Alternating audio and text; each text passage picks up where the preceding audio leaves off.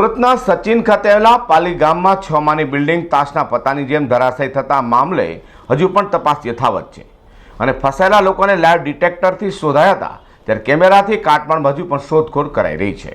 શનિવારે સચિનના પાલી ગામ ખાતે એકાએક બનેલી આ ઘટનાને કારણે ફાયર વિભાગ ફરી દોડતું થયું છે। પાલી ગામ વિસ્તારમાં આવેલી 6 માળની ઇમારત એકાએક ધરાશાયી થઈ જતા આસપાસના વિસ્તારોમાં ફફડાટ ફેલાયો હતો। આ ઇમારત ધરાશાયી થવાની ઘટના બનતા જ ફાયર વિભાગે ઘટનાસ્થળ પર પહોંચીને રેસ્ક્યુ કામગીરી શરૂ કરી દીધી હતી। ફાયરના ઉચ્ચ અધિકારીઓ તેમજ સચિન પોલીસ સહિતના અધિકારીઓ પણ ઘટનાસ્થળે પહોંચી ગયા હતા।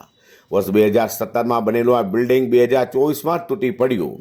રેસ્ક્યુ માટે ફાયરની ટીમ ઘટનાસ્થળે પહોંચી ગઈ છે, ત્યારે કલેક્ટર, પોલીસ કમિશનર સહિતના ઉચ્ચ અધિકારીઓ પણ ત્યાં દોડી કામે લાગી ગયા હતા। દરમિયાન અંદર લોકો ફસાયેલાની આશંકા રાખીને લાઈવ ડિટેક્ટિવ સર્ચ ઓપરેશન શરૂ કરાયું હતું। કાટમાં નીચે કેમેરો નાખીને શોધખોળ કરાઈ છે। શનિવારે રાત સુધી એક યુવકને મૃતક હાલતમાં બહાર કાઢ્યો હતો, તો ઘટના બનવાની સાથે જ એક મહિલાને રેસ્ક્યુ કરીને બહાર પણ કાઢવામાં આવી હતી, પરંતુ તેના બાદ પણ અનેક લોકો અંદર ફસાયેલા હતા અને સવાર પડતા 7 લોકોના મૃતદેહ મળી આવ્યા હતા। હાલમાં પણ બિલ્ડિંગમાં લાઈવ ડિટેક્ટર અને કેમેરાથી શોધખોળ કરાઈ રહી છે। Bureau report G10 news.